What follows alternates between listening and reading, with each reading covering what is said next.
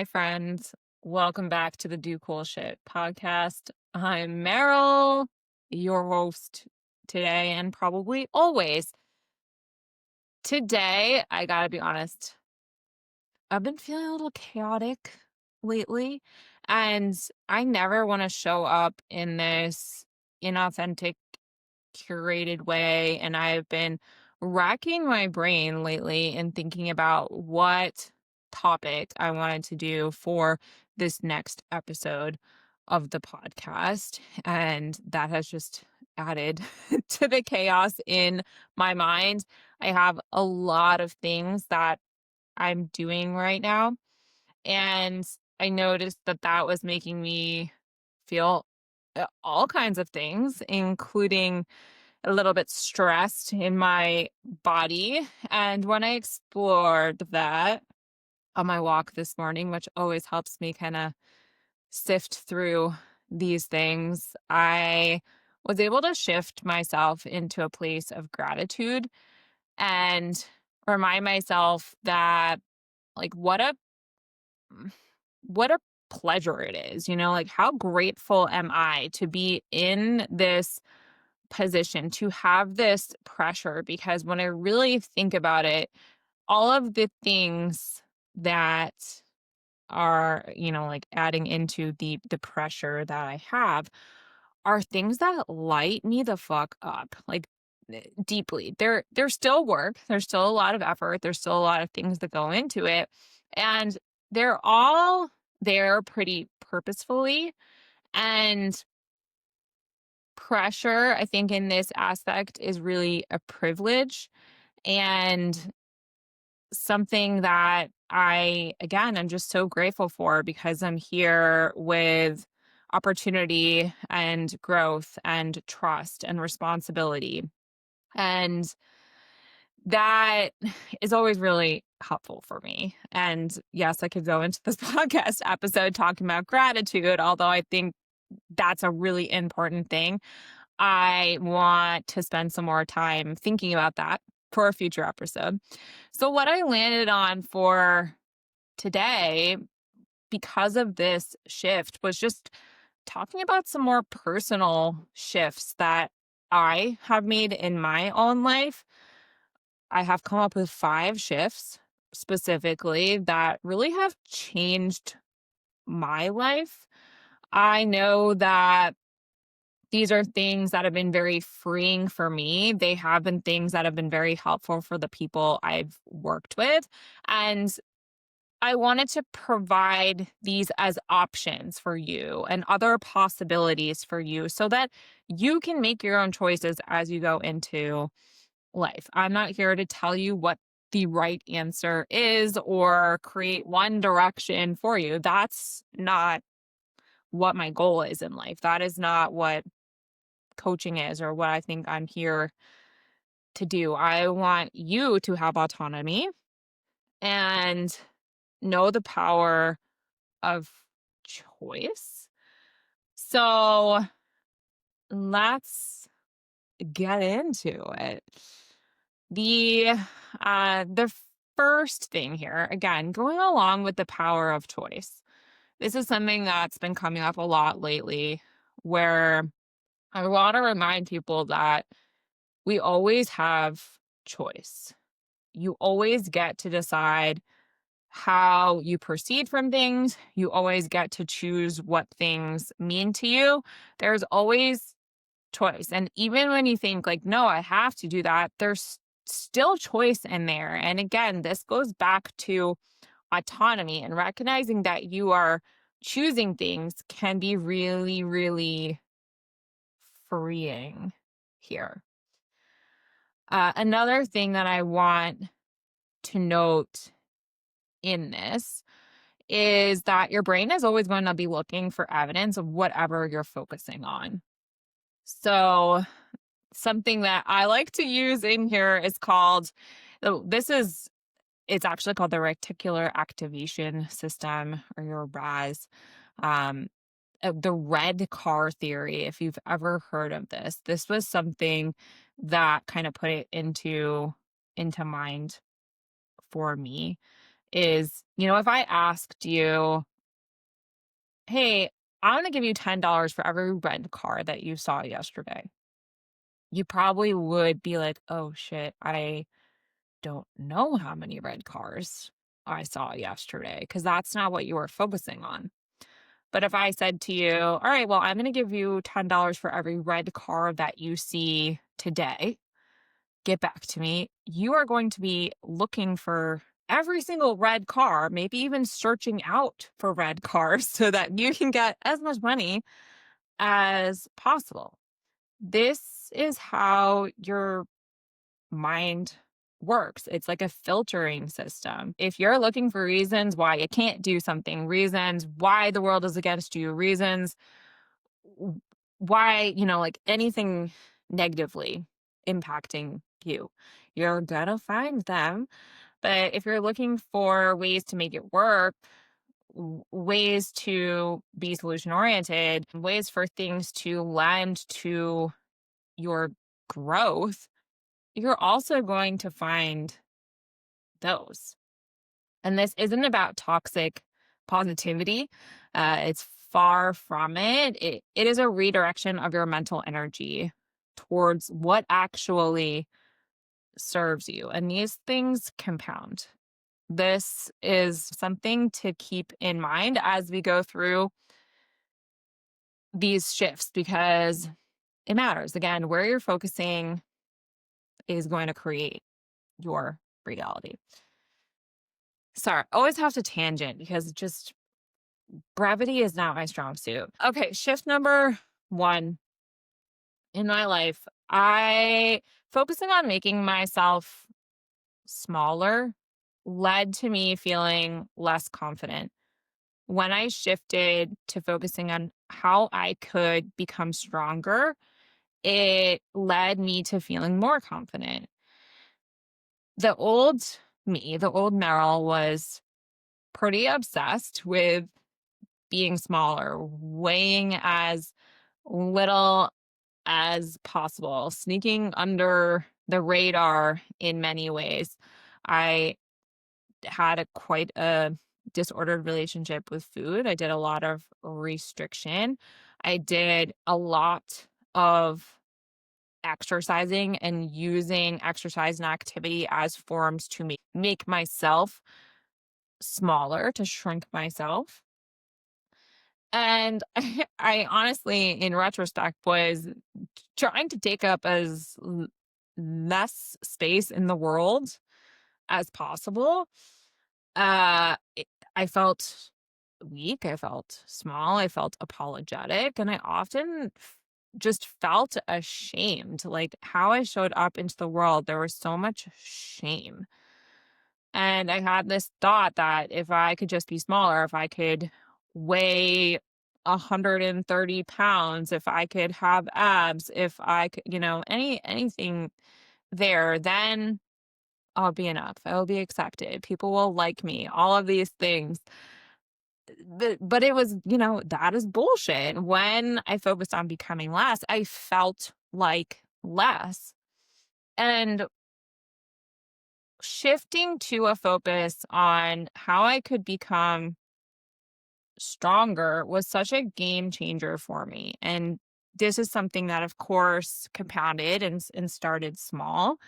It started with me lifting weights in general, like doing things that felt challenging with my body, using fitness and activities and strength training in ways to actually get stronger, in ways to take up more space. I shifted how I viewed food into fueling performance and how I wanted to feel, the experiences that I wanted to have in the world.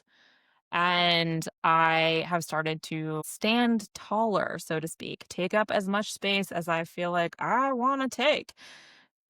This has led to me feeling more confident and more capable and knowing that I'm not making anybody else smaller or diminishing anybody else by me taking up more space.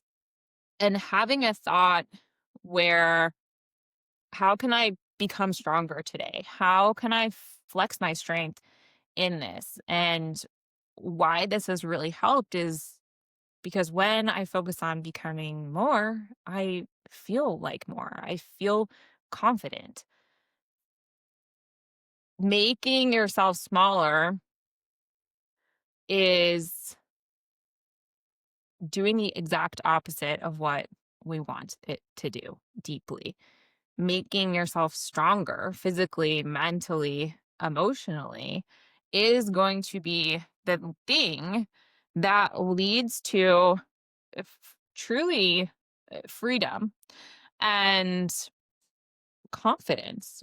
I wrote a note in my phone last night that says how freeing it is to feel completely unashamed.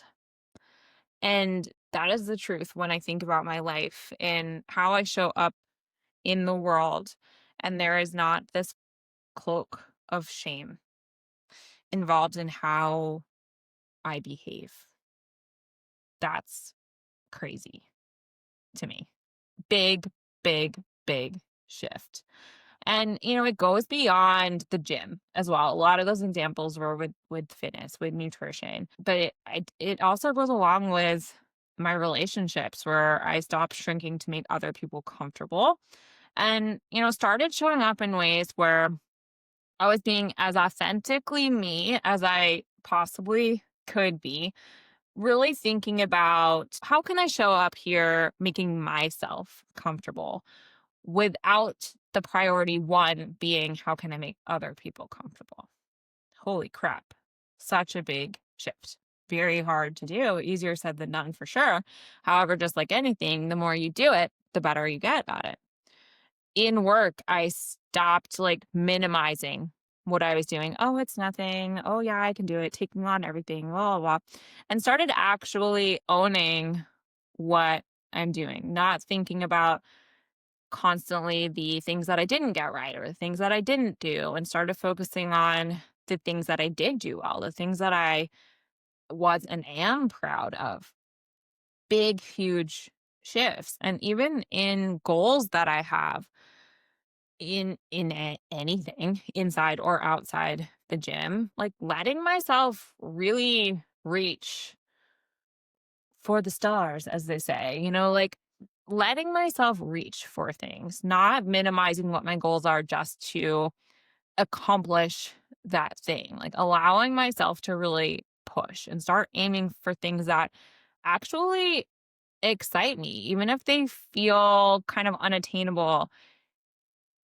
Especially a caveat to this is knowing that the process of said goal is way more important for me in and it helps me move along in my journey. It aligns better with my values and overarching goals than an actual like outcome based goal.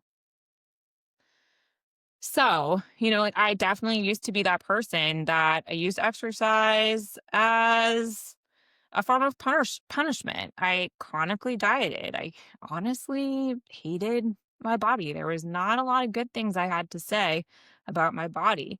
And getting into the gym and lifting weights was a really big initiator of these shifts, and not just with my body and recognizing my strength, but also my entire relationship with myself and what I was capable of in other areas of my life. Like being in the gym, and I will say this all the time, is such a big parallel to confidence and resilience and strength in other areas of your life. It's such a tangible thing in learning your capabilities, taking up space in the world.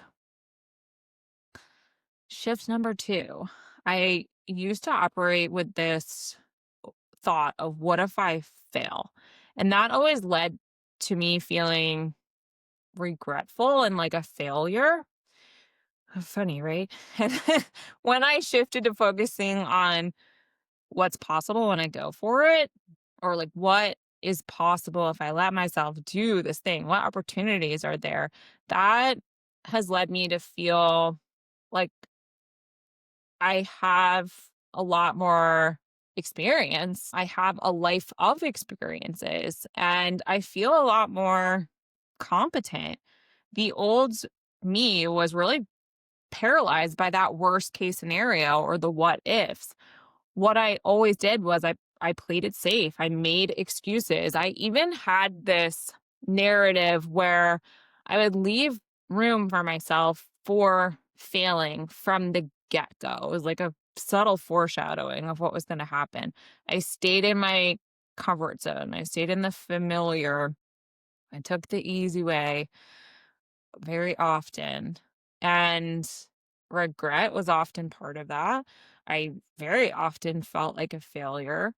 And I was constantly just wondering what if. I was constantly in this space of feeling not good enough. I kept feeling stuck in this fear of failure. And that fear of failure was guaranteed because I never did anything about it. I never knew what was possible or what I was capable of because I allowed that to be my narrative and didn't pursue anything that took me out of my comfort zone. So the shift in getting excited about possibility, starting to focus on what was possible, maybe even best case scenarios or just small things that were exciting to me if I did do the thing. Taking some small calculated risks. And again, the more you do these things, the more comfortable you get in being uncomfortable, the more you trust that even if you fail, you're going to be successful. And how I feel now is I have so much more self trust. I feel competent in so many areas and just in my ability and capabilities. I have a lot more experience. I am proud of myself, especially in the areas of my courage and my bravery. And I have this thought where I kind of seek out challenge and really have this narrative of, what becomes possible when I do this and allowing myself to do it. Not saying fear isn't there ever, it absolutely is. I let it be there. I just don't let it drive my choices, my behaviors. So, focusing on possibility literally creates possibility.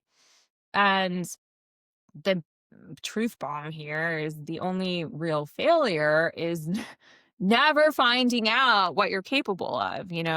That is where true real failure is. When you're fearing failure and you're allowing that to be the narrative, that is when you feel like a failure. And this shows up everywhere, in the gym, in business, in life. So, like this podcast is even an example. Starting this podcast, I've said this before, was absolutely terrifying. And I still have these thoughts. Like I am spending time and energy and money. And what if no one listens? What if this podcast sucks? What if people judge me? And, those thoughts were all there. Again, not saying that these thoughts don't come up. However, what if this podcast helps someone completely change their life? Even just one person. That would be worth it for me. What if this is exactly what someone needs to hear today? These shifts have pushed me to do the things that feel really hard and challenging. Shift number 3, focusing on not being where I wanted to be led me to feeling pretty freaking miserable, and like I was never making progress. Shifting to focusing on how far I've come while pursuing continued growth leads to me feeling happy and proud while also enjoying the process a whole lot more. the old Meryl never felt like she was doing good enough. I was constantly measuring the gap between where I was, where I wanted to be. Again, focusing on like what I didn't get right, what could have gone better, but in a ruminating way. Again, felt freaking miserable. I never felt like I was making progress. I just had this discussion with one of my clients today where she said, no growth is happening, but I'm still here. And I said, I'm sorry, what? You just mentioned all of these things where growth is. You're focusing in the wrong areas. Having that mindset of like, I'm so far from where I want to be is really toxic. And it makes everything you achieve feel inadequate. And like, life like that sucks. So shifting into celebrating progress while you're still growing, because in reality, you guys, we're never done growing. I hope not, at least this entire life. Like maybe, when you die, you're done growing. I don't know what happens when you die. I don't know. But there's no end destination in growth. So this also can be a very helpful thought in here. Starting to acknowledge how far I had come while still having big goals, while still knowing like, hey, there's more that I want to achieve. There's more that I want to do. There's more that I want to experience. Holy crap, there's so many more opportunities in the future. And look how far I've come. Look at my progress points, my growth points. It is so much of a happier place.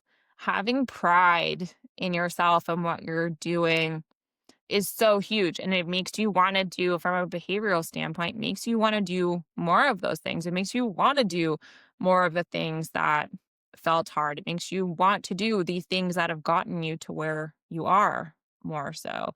And you actually enjoy the process, which again, your whole life is a big giant process. So why not enjoy the heck out of it?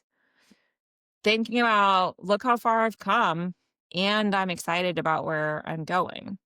It makes your journey more sustainable, which I hear that word so often from people, especially in their health, in their fitness, nutrition. I want sustainability. This is a big way to do it. You can be proud of how far you've come and be excited about where you're going. They're not mutually exclusive.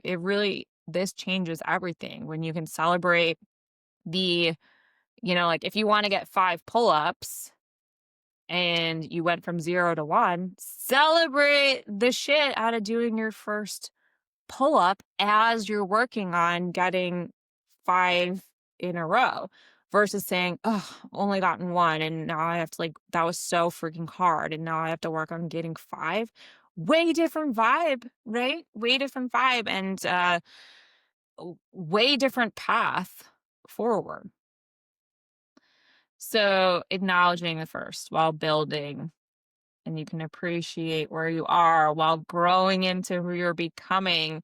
And that's when everything becomes enjoyable instead of like this torturous, is that a word? Torturous experience. Correct me if I'm wrong that that's an actual word. It came up. Sometimes words come up into my mind and I'm like, where did that come from? Is that an actual word? Shift number 4. Moving on. Trying to fit in and focusing on making others happy led to me not knowing who I was and not liking myself. Shifting to focusing on what makes me like myself and operating with integrity leads to me having deeper connections and finding places where I feel like I belong. This is why I refer to myself as a recovering people pleaser, especially. The old me, people pleaser all day. And honestly, I'm still discovering ways that I was acting, behaving that was tainted with people pleasing that I didn't know. And even some ways now, still in my life, that I'm like, oh, is that me people pleasing? Interesting. So what I used to do was change myself to be accepted, saying yes when I didn't want to say yes. Again, like shrinking myself in order to boost up other people. And that was such self abandonment. I didn't know who I was. I got further and further away from myself. I did not have any self trust. I didn't like who I was because it didn't feel good. I had a lot of resent. And, the thought of if I can just make other people happy, then I'll be accepted and that will make me feel happy. However, it's performative. It's not being and it feels like shit. So, focusing on what makes me like myself was such a big shift and starting to show up again as authentically as I possibly could because I don't think there's ever really true authenticity and you only know what you know and this grows over time and you kind of figuring out and there's also so much change that occurs in your life and who you are but showing up as authentically as I could in the time, making choices that aligned with my values, which made me feel like I liked myself and I was proud of myself at the end of the day. And this has actually led to me feeling like I have deeper connections. It actually has helped me find circles of people that I feel like I belong in. I have more of a community, I'd say, now than I used to, and I feel way less drained. So the thoughts of, yeah, like what would make me respect myself at the end of the day? What's going to make me like myself at the end of today? And trusting yourself, whatever answer comes up, and doing that. Authentic relationships don't require constant maintenance. I don't know if that's the word I want to use, but like you shouldn't need to be performative to have solid relationships or for people to really like you. It's a lot of false false narratives in there and it again just sucks. Stop trying to fit in where you don't belong. Start looking for where you do belong as you. Because you're with yourself for the rest of your life. Like that is a guaranteed fact. So why not like yourself along the way? We talked about this in the episode, Lauren and I, in fitting in versus belonging and where when you try to fit in, the paradox is like the more you try to fit in, the less you actually belong. So it's exhausting. And it was exhausting for me to try to just like be constantly impressing people, especially those people who like didn't even share my values. And then when I started showing up as myself, and, it can suck to lose relationships or maybe notice that some friendships weren't there. Yeah, that can totally suck. However, it's okay. We'll be okay. And I'd rather choose liking myself than not liking myself, feeling at home in my body.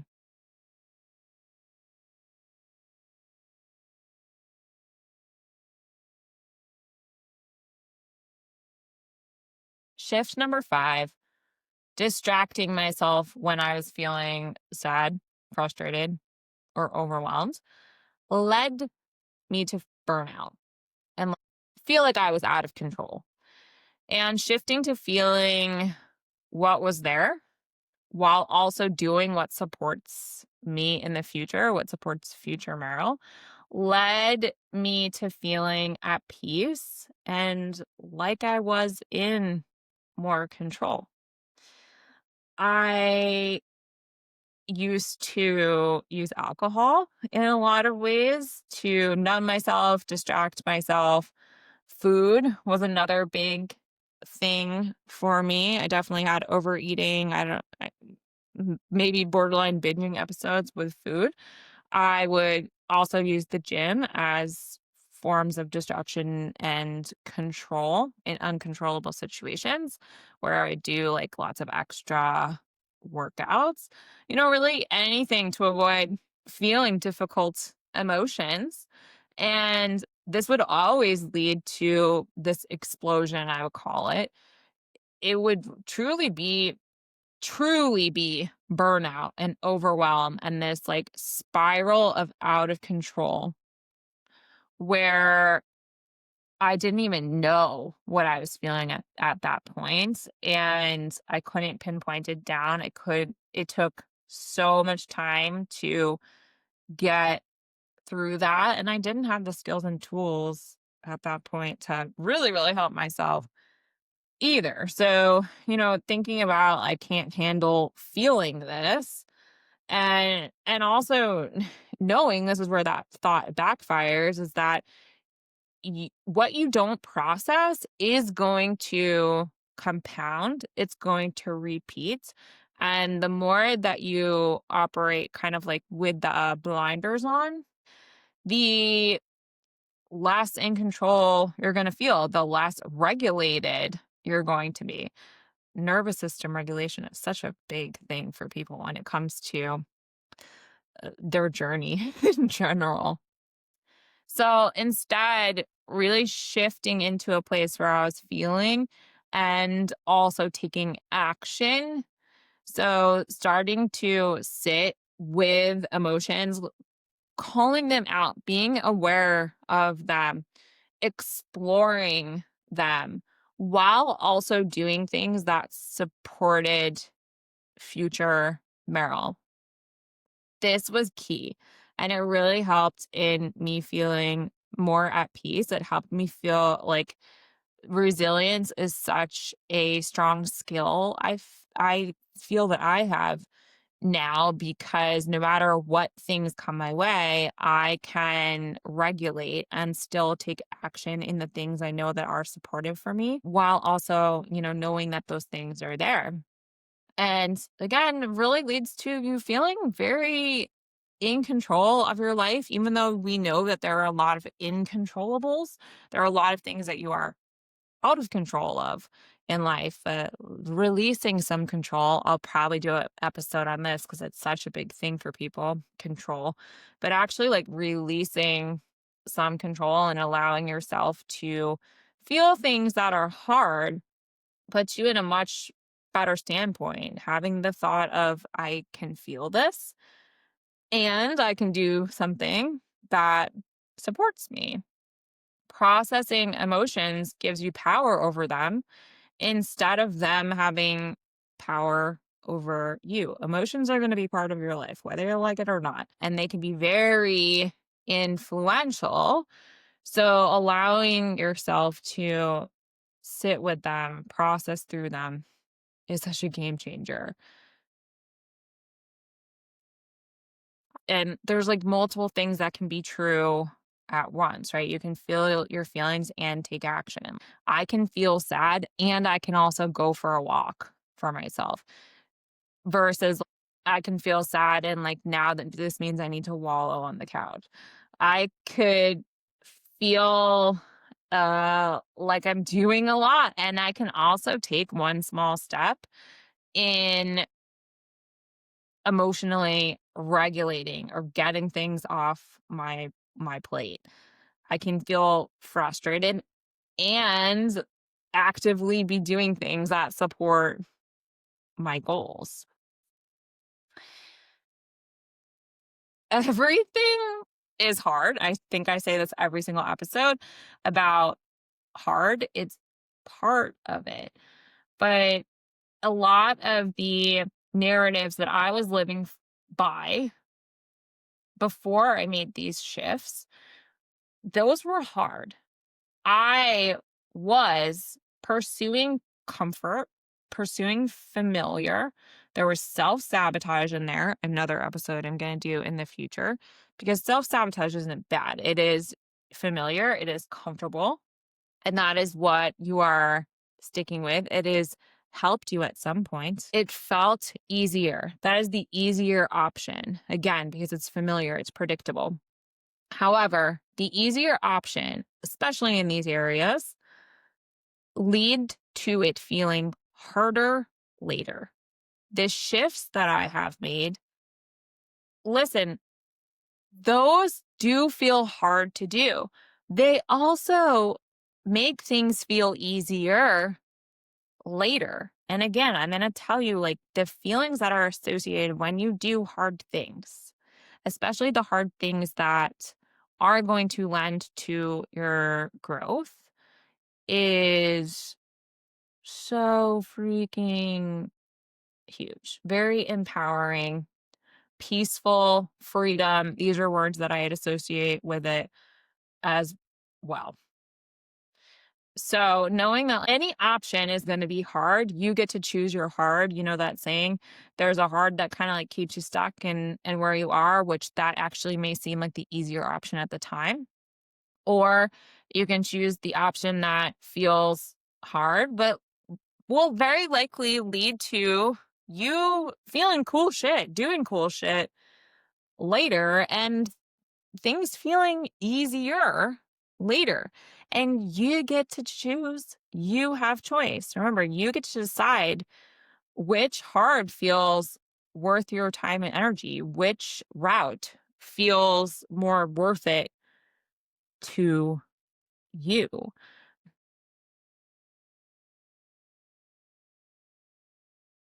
When you want change, oftentimes the hardest part to see is how you're standing in your own way.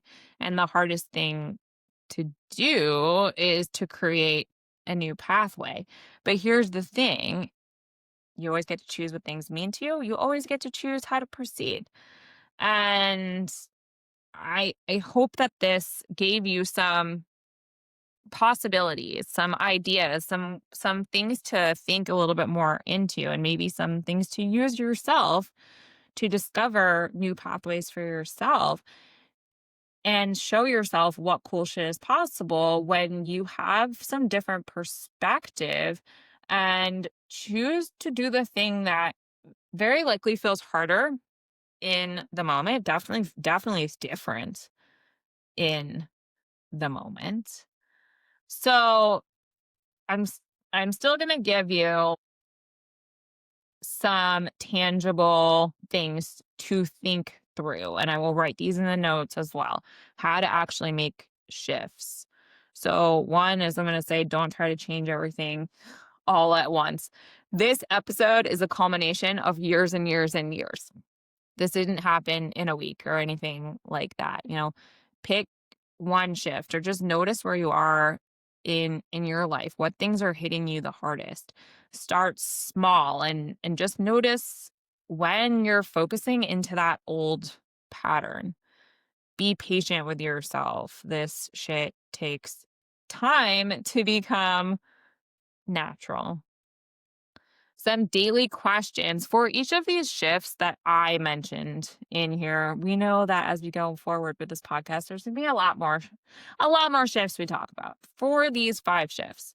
So smaller to stronger. How can I build strength today? How can I be strong today? Fear to possibility. What becomes possible if I go for it? Or what becomes possible when I allow myself to do the thing? That gap, the gap in progress to actual progress. What progress or growth can I acknowledge right now? This is something where I would really encourage you to think about where you were when you started pursuing something and how you are different now versus that starting point. Fitting into belonging. How can I show up as myself today? What can I do that's making me like myself in this situation? And numbing or distracting to processing. One, what am I feeling? And can I allow myself to feel this? And what can I do to support future me? reminding yourself each day, which focus am I choosing today? Who are you going to show up as? Like, what qualities, what characteristics, what guiding points or questions, can lead you as you go into today. Remember, whatever you're focusing on, that's what you're going to notice. So choose what your focal points are. Again, choose what your focal points are. And then check in with yourself in the day. Am I focusing on what serves me? Or am I focusing on things that are keeping me stuck and not feeling great? And at the end of the day, reflect. How did shifting my focus change my day?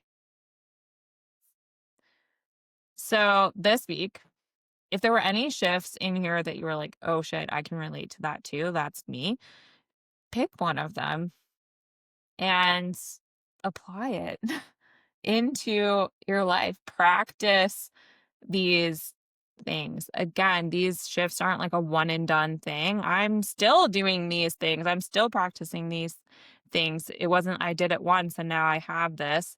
It's I did it once and I realized I have to keep doing this because it makes me feel better. So you'll need to choose them again and again and again, but again. Here's the cool thing. They get easier and they compound and they become part of who you are, and you can trust yourself and know that is part of your identity and you are capable here, and they lend tremendously to the cool shit that you are doing in your life. So I will end with saying this. I am actively choosing the hard things that lead me to feeling better and to the process feeling like a more enjoyable experience. How about you? All right, guys, next episode, I'm really excited. I have some awesome guests lined up. So we're due for some very cool conversations. And if there is anything that came up for you while listening to this episode, please reach out, get in touch. And the reason I do this is to support other people. So connecting with the people that it is supporting would be so freaking cool for me. And if there's anything that you would like me to discuss or talk about that would be helpful for you in the future, that's also something that I would love to hear. So until next time, go out into the world and do cool shit.